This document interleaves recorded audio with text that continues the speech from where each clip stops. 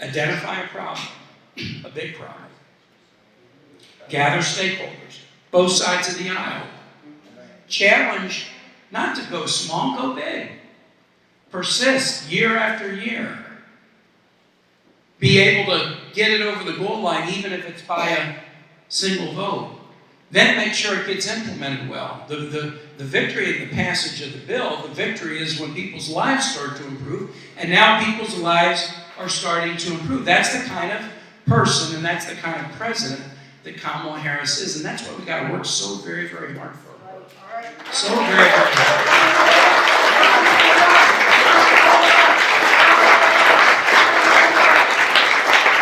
And just quickly about Tim Walz.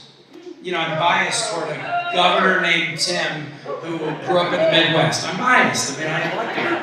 But I will say this, of the many things about Tim Walz, high school teacher coach, National Guard member, 5-term congressman, that's really important. Probably the most common job of the VP is when the president taps the VP on the shoulder and says, go to Congress and convince him to do what I want him to do. And Walz was in the House for 5 terms. And the House is usually the harder body to convince. And he's very well regarded on both sides of the House. That's an important skill set. Being a successful 2-term governor of Minnesota, where he's done a lot of good things, especially around kids, that's great. The thing I like most about him, high school teacher. I think teachers have been getting a raw deal. I think teachers have been getting kicked around. They've been getting underpaid, have been under-respected and underappreciated. I think teachers are tired of being told what not to teach instead of celebrated for what they do teach. I think teachers need a little bit of uplift right now. And my wife Ann is on the State Board of Education, and she has watched this too. Wow, the vice president, public school teacher, the vice president's wife, public school teacher and administrator, to have a teacher, coach, administrator in the highest offices in the land is going to be such a shot in the arm and a sign of recognition and respect for our educators around the country. Never was there a more important time to send a sign of respect for educators than right now. So what a great ticket! What a great ticket!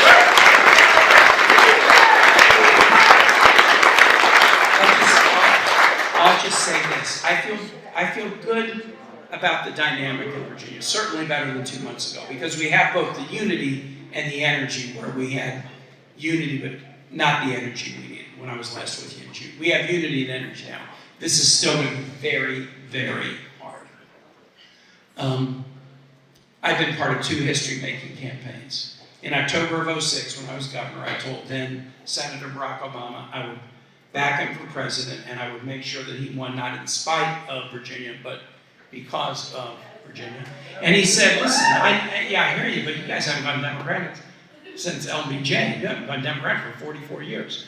I said, yeah, but that's because you guys, Democratic presidential candidates, haven't invested time and resources in this. And if you do, you will win. And he did, and he did. Right? He did, and he did. But as great as that election night felt at Grant Park in Chicago, it was hell getting there. You know, we think about it, it all worked out fine. It was hell getting there. Then I was part of a second history-making campaign, being on the ticket with Hillary. And I saw, again, just like with Barack Obama, how hard it was. I saw the double standard applied to her. I saw that things about her that were minor compared to things about her opponent that were massive. You know, his foibles were minimized and her minor foibles were magnified. I saw the people chanting, lock her up. I saw the double standards every day. At 105 days I was on the ticket. Making history is hard. You know, you got the 2 examples. In one we succeeded, and one we failed. In Virginia we got it right both times, but as a nation, in one we succeeded, in one we failed. Making history is hard. When you're trying to do something that's never been done, you're the underdog no matter what the polls say, until you do it. Once you've done it, okay, then we can pay attention to the polls. But when you're trying to do something that's never been done, you're the underdog until it has been done. But the last thing I'll say is this. Virginians were famous for revering history. I would rather make history than revere history. And we got a chance to make history nationally on November 5. Not every generation gets the chance to make history the way that you are getting the chance. Let's not mess it up. I've got great confidence in us. Make it happen. Go in. Thanks, Warren Downs.